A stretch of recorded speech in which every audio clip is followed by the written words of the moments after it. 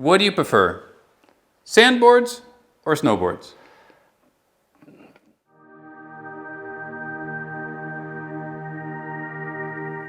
It's the same for me, actually. It's a tricky one because what I'm doing is I'm actually trying to remain on a board all season. So I like both as much. Okay.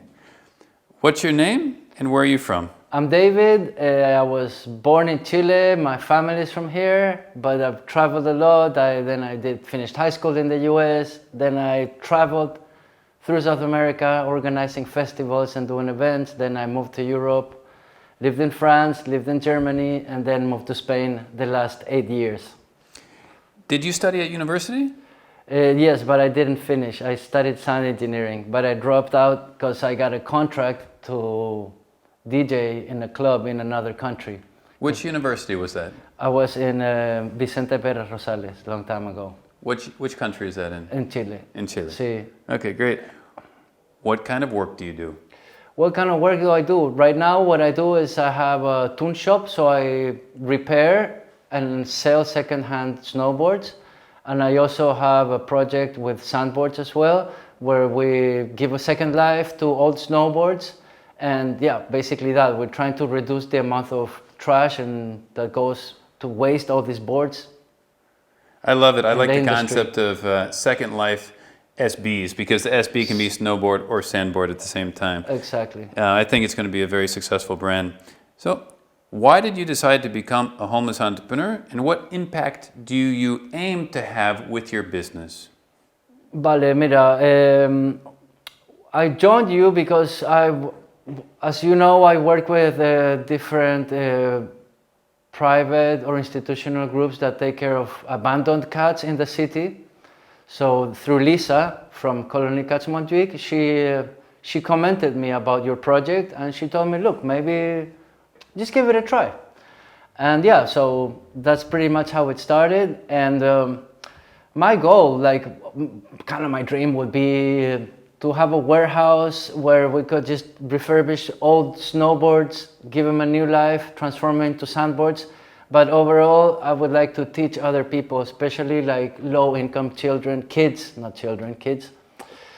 Teach kids how to do all this and offer them like a job and kind of a career as well. So yeah, that would be my dream, to have a big warehouse where we could do this project properly and integrate other people that could use this. That's beautiful. Now we're going to speak a little bit about your vision of homelessness. Sí. When you hear the word homeless, Sí. what comes to mind? What do you think about? Bueno, Andrew, this is a tricky question because when it comes to homelessness, for me it's like, how could I express this? How could I define it into words? Just like in your case, it's a matter of, I don't want to call it luck, because we all are responsible for our decisions, you know? But sometimes, even though we take good decisions, someone else could affect our life. So there's many factors, you know? So for me, as how I lived it, it feels like a roller coaster, you know? Because I'm the kind of person who had it all and had nothing and had all and nothing many times. And with my project that, you know, I used to help people in the streets back in the days, I've always learned the best thing when you meet somebody in the street is ask them, what's the reason? What's the situation? What caused this? Was it voluntarily? Was it accidental? Did maybe your wife left you and you lost your job and the bank took your house? Because I've seen those cases as well. So homelessness for me, it's like a roller coaster.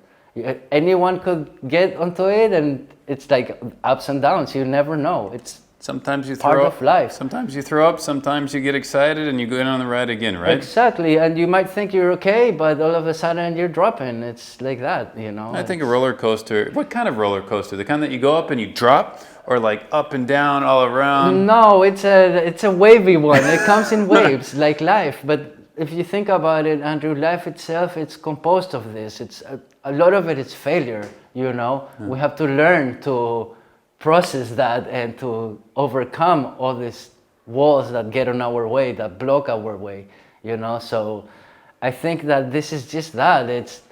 It all depends on how you see it and how you handle it if you are in that situation. That's the tricky part. Now we're just talking about how I see it. Well, you know? that's the questions for you. So now we're going to go to the other word, which is when you hear the word entrepreneur. Sí. What do you think about that word? Vale, mira, you know me, I'm a big fan of what I consider healthy models, and I'm a big fan of find the people that need it and provide directly the help yourself, you know. So for me, all this entrepreneur thing sincerely sounds very corporate. It's this corporate language that, yes, in a way, it will help you or me, in this case, with the program, step up into the corporate world so I can present, you know, and have the right tools and the right way to communicate in this media, you know, in this world of business. Yeah. That's what I'm trying to do. So for me, it's more like that, you know.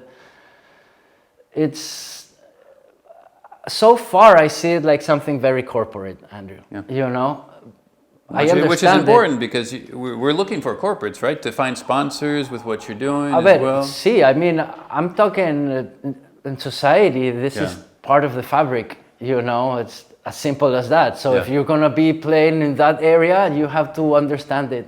Exactly. And how is your perception? I'm going to ask both. How has your perception of homelessness changed, having lived that experience? And then the next question is, how has your experience and perception of entrepreneurship changed as you've grown as well? Okay, for the first question, the homelessness topic, in my case, I did not expect to go through this.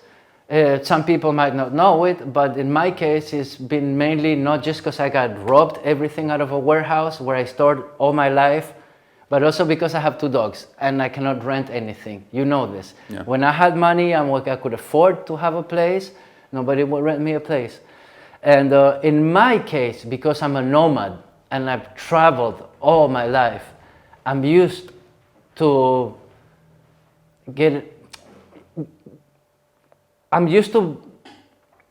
blending into different societies. That's the word I'm trying to find. I'm used to blending, learning the local language, finding a job. I've lived in many countries. I didn't just pass by, you know. And I think, Andrew, all this gave me an extra skill when it comes to kind of living in the streets. Because think about it, when you're a traveler, a constant nomad person, you are also homeless because you don't have a home. Yeah. So that lightened my weight through the part of being homeless now. That's the experience for me, you know, what it's been like. Yeah. We've seen different cases, you know it. This is my personal experience. I consider myself very lucky for that reason. Yeah. And I feel bad for people who cannot get out of this. No, I think the next thing we're going to talk about is your project, Sandboard's Spain. Exactly, and then when it comes to this entrepreneur and being part of the program, I clearly see it. I mean, if I want to have a factory, if I want to have a brand, it's the way to go. You know, it's that simple. So I'm thankful that you guys are helping me out, that you're helping me out, Andrew, with your project, with Homeless Entrepreneur, and that I joined the program because obviously it's a tool. You know, for me, it's something really good that it's going to help me develop and reach success hopefully sooner. Yeah, and recently, actually, today, you were on NPR, which is National Public Radio, telling your story thanks to a journalist named Jerry from Boston. I mean, how does it feel to get your message out to 400 different radio stations in the United States as you tell your story? That was really good. That was fun, actually. That was fun. I've done a lot of radio in different countries, in local big radios, so I know the feeling. And I like it that the message could be transmitted, and I will keep on working on that. You know me, I think that the punchline when it comes to David's case is I want to show, just like you did, that somebody that at some moment could be considered no one or nobody can do it, you know. I'm a true believer. If you see yourself doing it, you most likely can. Yeah. You know. Visualizing is extremely important. And I love your vision when it comes to the second life with snowboards and the Sandboard. So let's dive into that a little bit more. What is the Sandboard Spain project exactly? Vale, Sandboard Spain started, the real story of Sandboard Spain started because when David got to Barcelona, he used to work as a receptionist in a hotel. And he discovered he could surf in Barcelona. But then David realized the Mediterranean Sea was extremely polluted. So David did not want to go in the sea anymore. Good idea. But I've been fan of all board sports, you know, so I needed more. And then I realized I could snowboard pretty close to Barcelona. But then I realized that the season is short, and we know the snowboard industry, it's not so accessible. And then I discovered this Sandboard thing. I spoke with some people, and I realized that in other parts of the world they're doing it. And I said, you know what? We can do this here. I'm gonna do it, you know? So basically that's it. It's my intention to remain always riding. I want to ride all year long, you know, and if I can get other people to do it, even better. And if I can show people that even with an old busted phone and some little internet connection, you can start a project like this, I think that's what I want to share the most. You know? It's definitely inspirational. Sí. So if you had to define what this project means to you, Sí. in one sentence, what would you say? What does Sandboard Spain mean to you? Sandboard Spain to me means that. It means the value that I can leave behind for others, you know. That's what I thrive for, you know. It's not about the money, it's not about the fame, it's not about who did it first, you know. It's showing the people like, hey man, you can do it. Whatever you dream of, you at least try it. I've done many things. Some worked, some didn't. Some were successful, some weren't.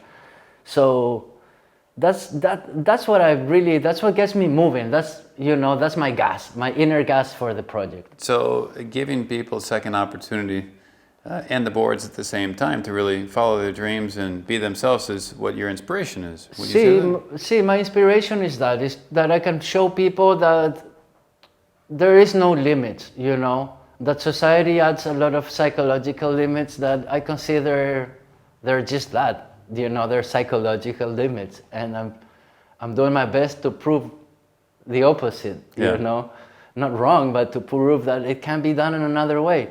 So that. Then as a plus, we take care of the environment. We're teaching people how to properly ride and how environment friendly is sandboarding.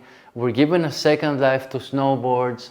So it has a lot of extra values to it as well. You know, what's your biggest highlight so far with the Sandboard, with the project? Yeah. The biggest highlights, we had 3 big highlights so far. When we went to Tarifa and we discovered massive dunes here in Spain, because that means people could practice this sport in Spain. So that was a highlight. Being there and seeing a dream come true was a highlight.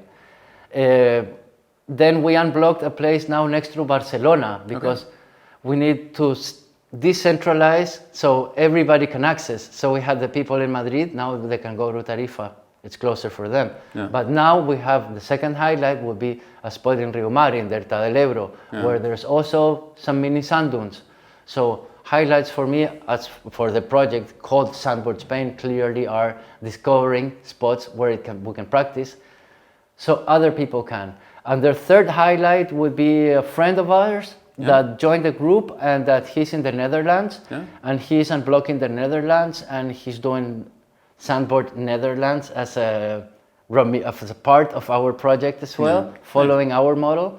So those will be the 3 highlights so far. There's more. We have Intersands as well that is backed up with the Ski Snow Swiss Federation, so they support us. That is a big highlight. What do you need to accelerate the project? Make it go faster, make it grow? What would we need to accelerate?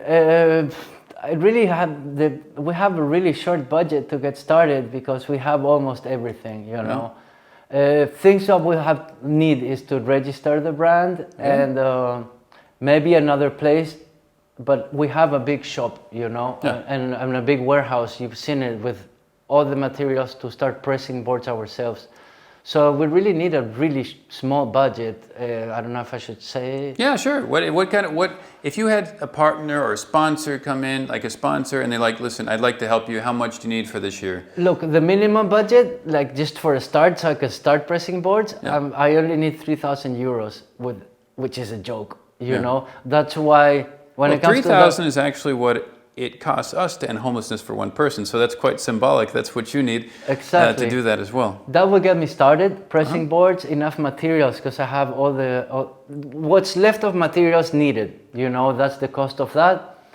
And that's the reason why when it comes to that, I'm not so like looking into someone to invest, because it's a short amount of money that I'm looking forward to collect soon. You know that winter season is good for me. Yeah. So I'm thinking, if anyone wanted to be part of this, like I told you, the refurbish boards and make it part of a community and have low-income kids there, teach them and give them a chance to work in something new, teach them something new. That would be what I would be aiming as if somebody wanted to really help me in some way. Well, I would invite sponsors to reach out to you and sponsor with 30K as well, because I think it's important to create stability for yourself as the leader of the project, so that way you can grow as well. So if you could choose one sponsor for Sandboard Spain, who would it be and why?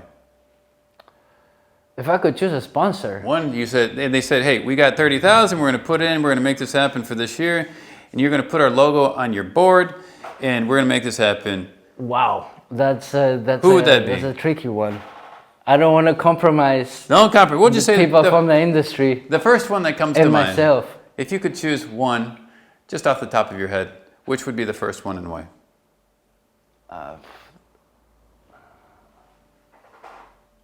Someone to sponsor me.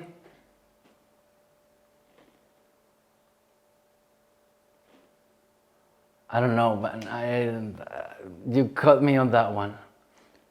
I know someone. I mean, there is no fear. But a clothing brand, a drink, travel agency. I would look for a board brand. Board brand. See. Throw a name out. That's the thing. I don't want to say names. Okay, but so most likely a big brand. You know. A big board brand. So if you're from a big board brand, he's probably talking about you. See, if you got your factory in Austria and you got the cleanest factory on earth, you probably know who I'm talking about. Okay, so he indirectly explained who he'd love to work with, and hopefully they listen to this.